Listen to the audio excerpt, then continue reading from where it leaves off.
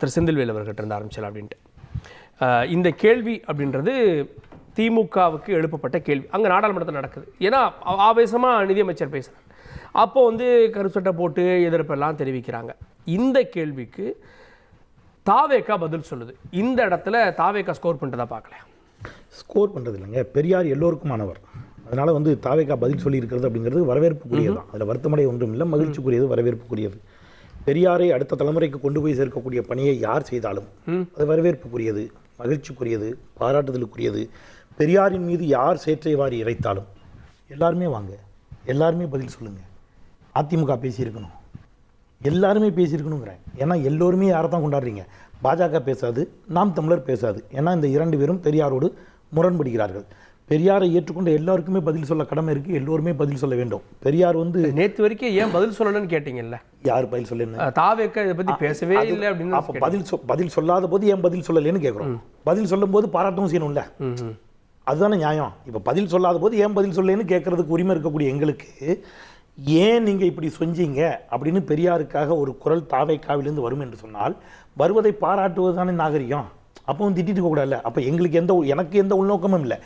சீமான் பெரியாரை இழுத்தும் பழித்தும் பேசிய போது ஏன் பதில் சொல்லவில்லை அப்படிங்கிறத இதே ஆயுத எழுத்தரங்கில் நான் கேட்டேன்.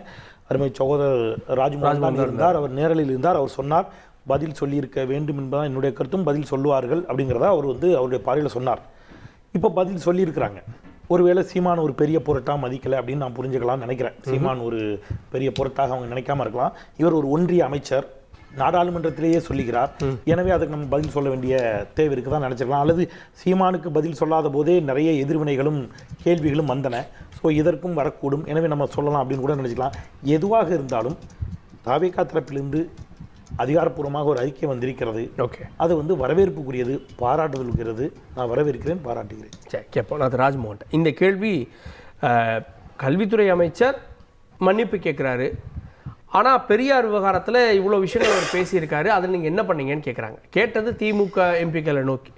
இதில் தாவேக்கா பதில் சொல்லுது. ஆனால் முன்பு தாவேக்கா பதில் சொல்லணுன்ற குற்றச்சாட்டு இருந்தப்போ இப்போ சொல்லுதுன்றப்போ நிலைப்பாடு மாறி இருக்கா, இல்லை பாஜகன்றனால எதிர்க்குதா?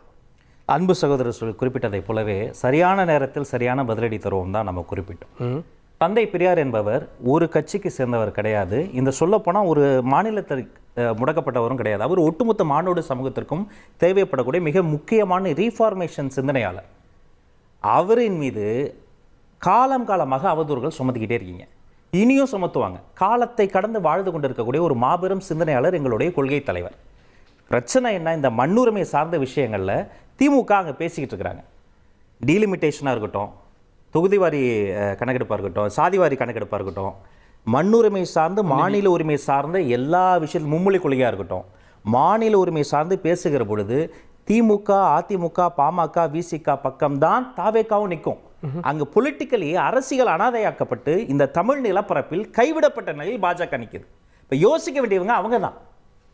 அந்த ரூட்டில், அந்த திசை வழியில் இந்த பிரச்சனையிலும் எங்களுடைய தலைவர் கடுமையாக சாடி இருக்கிறார். நீங்கள் திசை திருப்புவதற்காக பதில் சொல்ல வேண்டிய நீங்கள் பதில் சொல்லாமல் உங்கள் மீதான குற்றச்சாட்டுகளிலிருந்து தப்பிப்பதற்காக ஒரு ட்ரம்ப் கார்டை பயன்படுத்துவதை போல தந்தை பெரியாரை எடுத்து பேசி இழிவு செய்வதை கண்டித்திருக்கிறார். நாங்களும் கண்டிக்கிறோம். ஸோ இப்போ பெரியார் விவகாரத்தை எழுப்புனது ஏதோ ஒன்று மடைமாற்றம் அப்படின்னு நினைக்கிறேன். வேற என்னங்க நான் கேட்குறேன், உங்களுக்கு என்ன திடீர் தமிழ் ஆர்வலர்களை பார்த்து நான் கேட்குறேன்.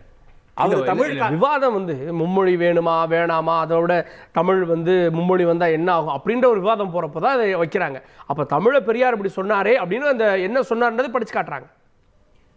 காலம் காலமாக பிஜேபிக்கும் எங்களுக்கும் ஒரு டிஎன்ஏலே பிரச்சனை இருக்குது. பிஜேபியினுடைய கொள்கை மதவாதம், நாங்கள் பிறப்புக்கும் எல்லா உயிருக்கும். எங்களுடைய பேஸ்மெண்ட்டே தந்தை பெரியார் போட்டு கொடுத்த சிந்தனைகள் இருந்து தான் நாங்கள் செயல்படுறோம். எங்களுடைய செயல் திட்டங்கள் எல்லாத்திலுமே தந்தை பெரியாரும் அண்ணல் அம்பேத்கரும் எங்களுடைய இதயங்களில் இருக்கிறார்கள். ஆனால் பிஜேபி அவர்களை தேவையான நேரங்களில் திசை திருப்பவும் அவர்களுக்கு சாதகமான அரசியல் ஆதாயம் அடையும் மட்டும்தான் பயன்படுத்துறாங்க. கட்சி ரிஜிஸ்டர் பண்ணி ரிஜிஸ்ட்ரேஷன் கன்ஃபர்மேஷன் வர்றதுக்கு முன்னாடி சிஏஏவை எதிர்த்தது அதனால தான். இந்த நிலப்பரப்பில் என்ஐஏ சட்டத்தில் திருத்தத்தை கொண்டு வந்து இஸ்லாமிய சகோதரர்களுக்கு பிரச்சனை வந்தபோது அதை எதிர்ப்பதாக இருக்கட்டும், காலம் காலமாக தமிழ்நாடு சட்டமன்றத்தில் நீராறும் கடல் உடுத்த பாடுவது எங்கள் மாநிலத்தினுடைய மரபு. அந்த இடத்தில் கவர்னருக்கு எதிராக குரல் கொடுத்ததாக இருக்கட்டும், இன்று வரை இந்த நொடி வரை பாஜகவை எதிர்த்து எங்கெல்லாம் நாங்க பேசணும் அங்கெல்லாம் பேசியிருக்கிறோம், இனிமேலும் பேசுவோம். ஏனென்றால் எங்கள் இதயங்களில் வாழ்ந்து கொண்டிருக்கிறோம். இன்னைக்கும் பேசலைன்னா அது விவாதம் ஏறும், சர்ச்சையேறுன்றதால பேசியிருக்குமா? அல்ல, அப்படி கிடையாது. இன்னைக்கு பேசினாதான் அது விவாதமாகும், பேசலாம் விவாதம் அப்படின்னு கிடையாது. பேசியது யாரு? நிர்மலா சீதாராமன் அவர்கள், மதிப்பிற்குரிய மத்திய அமைச்சர் அவர்கள். நான் ஏற்கனவே ஒரு முறை சொன்னேன், நாங்கள் யார் எதிர்க்கிறோமோ அவங்க தான் எங்க எதிரி. எதிரில் வரவங்களாம் எங்க எதிரி கிடையாது. அதனால ஒரு வலிமையான ஒரு எதிரியை நோக்கி நாங்க களத்தில் சண்டை செஞ்சுக்கிட்டு இருக்கோம், சமர் செஞ்சுக்கிட்டு இருக்கிறோம். அப்போ இங்க கொள்கை தலைவரை எடுத்து இப்படி அவங்க பயன்படுத்தியது, அவரை அவதூறு பரப்பதுக்கு எதிராக நாங்கள் கடுமையா செயலாற்றோம். சின்ன நீங்க ஒரு கேள்வி கேட்டீங்க, இது திசை திருப்போதா அப்படின்னு. மும்மொழி கொள்கை அல்ல, அது மட்டுமல்ல பிரச்சனை என்னன்னா, நீங்க மும்மொழி கொள்கையை காரணம் காட்டி தமிழ்நாட்டுக்கு தர வேண்டிய நிதி, அது எங்களுடைய உரிமை, அடிப்படை உரிமை, ஒட்டுமொத்த தமிழ்நாட்டுடைய உரிமை. அது ஏதோ திமுக பிரச்சனையோ அதிமுக பிரச்சனையோ தாவைக்கா பிரச்சனையோ கிடையாது. பார்க்கிற நான் நேருடைய பிரச்சனை, பேசுற எங்களுடைய பிரச்சனை, உங்களுடைய நம்முடைய பிரச்சனை. அப்ப தமிழ்நாட்டை நீங்க தொடர்ந்து வஞ்சிக்கின்ற பொழுது அதிலிருந்து மடைமாற்றி பெரியார் எடுத்து பேசிட்டு, இப்ப இந்த விவாதம் பெரியார் மையம் நடக்குதா? பெரியார் என்ன பேசினார் நடக்குதா? இப்ப எதை பேசியிருக்கணும்? பாஜக தமிழ்நாட்டை எப்படி வஞ்சிக்குது, எவ்வளவு நிதி தெரியல, இதனால நம்ம மாணவர்களுக்கு என்ன இழப்புன்னு பேசணும். ஆனா விவாதம் எங்க போய் நிக்குது? பெரியார்ட்ட போய் நிக்குது. ஓகே, இது மடைமாற்ற முயற்சி.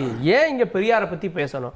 நிதி ஏன் தரல, பிஎம்சி என்னாச்சு, அதை பேச வேண்டிய இடத்துல பெரியார் இப்படி சொன்னார் என்ன பண்ணீங்கன்னு கேட்கறது மடைமாற்றாங்கன்னு சொல்றாங்க திரு டிடிஎஸ் ரவி. ஈழத்தடிகள் எழுதின புத்தகம் இந்திய எதிர்ப்பு அன்றும் இன்றும்னு ஒரு புத்தகம் ஈழத்தடிகள் எழுதினார். 4/1/39 அது வருது. அதில் என்ன சொல்லியிருக்காரு, ஈவே ராமசாமி ஐயா சொன்ன நல்ல விஷயங்களை பற்றி மட்டும்தான் நான் பேச போகிறேன். நடைபெற்ற இந்திய எதிர்ப்பு கிளர்ச்சி காங்கிரஸ் மந்திரிகளுக்கு தொல்லை கொடுக்க வேண்டும் என்பதற்காகத்தான் அதுபோல பயன்படுத்தி கொண்டேனே ஒழிய உண்மையிலேயே எனக்கு இந்தியை கட்டாயப்படுத்தப்படுவதோ அல்லது தமிழ் அழிந்துவிடும் என்றது சிந்தனையோ எனக்கு இல்லை. யார் எழுதுறா? ஈழத்தடிகள் எழுதுறார். யார் சொன்னது?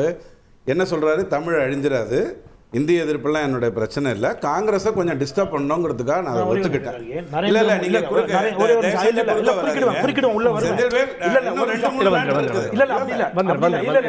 நான் குறிக்கிடுவேன், நான் விடல ஒரு நிமிஷம் இருங்க.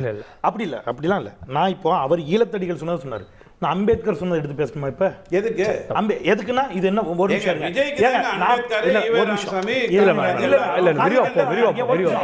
பெரியார் சொன்னதுல கோட் பண்ணுங்க. பெரியார் பேசுனது கோட் பண்ணுங்க. ஈழத்தடிகள் சொன்னதுல பெரியார் எங்க பேசுனாரு சொல்லுங்க. பெரியார் சொன்னாரு, பெரியார் எங்க பேசுனாரு சொல்லுங்க. டேட்டோட பெரியார் எங்க இத பதிவு பண்ணாரு பேசினாரு சொல்லட்டுமா? ரொம்ப அவசரப்படாதீங்க. எங்க கிட்ட துக்ளக் வாசகர் குழுவில் கிட்டத்தட்ட 300 பக்கம் இவர் பேசிய நிறைய விஷயங்களை விடுதலை பக்கம் பேரு எல்லாம் போட்டு தெள்ள தெளிவா அதுதான் கேள்வி. இல்ல பேசினாரா இல்லையான்றதை தாண்டி இன்னைக்கு ஏன் இதை பேசணும்னு கேக்குறாங்க. இல்ல இல்ல பெருஞ்சேற்றனாரின் தென்மொழி ஏப்ரல் 1965 பக்கம் 9, 10. 1965 மொழிப்போரில் ஈடுபட்ட மாணவ கண்மைகளை கொளுத்திடவும் சூத்திடவும் சொன்ன பெரியார், குத்திடவும் சொன்ன பெரியார், இந்திய ஆர்ப்பாட்டக்காரர்களை அடக்க ஒரு நிமிஷம்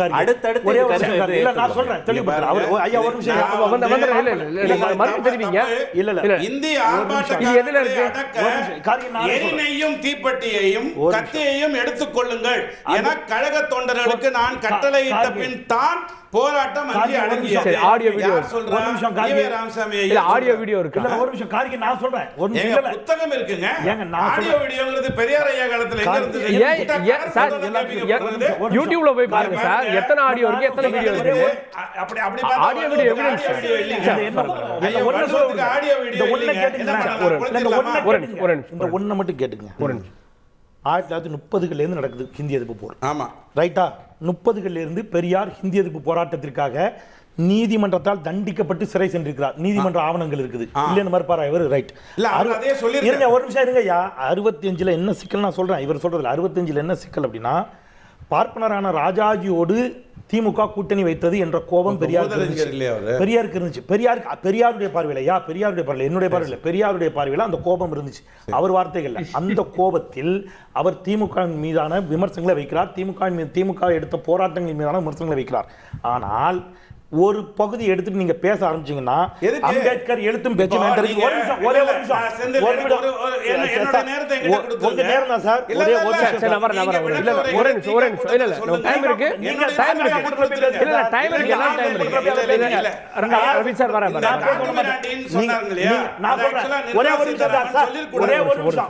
ஒரு நிமிஷம். மகாராஜா வழக்குன்னு இந்த ஊர்ல ஒரு வழக்கு நடந்துச்சு தெரியுமா? எதுக்குங்க பயப்படுறாரு பாருங்க. சொல்ல ஏன் விவாதத்தை கடத்தல நான் சொல்றேன். ஒரு நிமிஷம் அம்பேத்கர் எழுத்தும் பேச்சும் இருந்து நான் சொல்றேன். மகாராஜா வழக்கு என்ன தெரியுமா? இந்த நாட்டுல மும்பைல நடந்த வழக்கு. யார் வேணாலும் ஆதாரம் கேட்கட்டும், கோர்ட்ல வழக்கு போடுங்க, நான் கொண்டு தரேன்.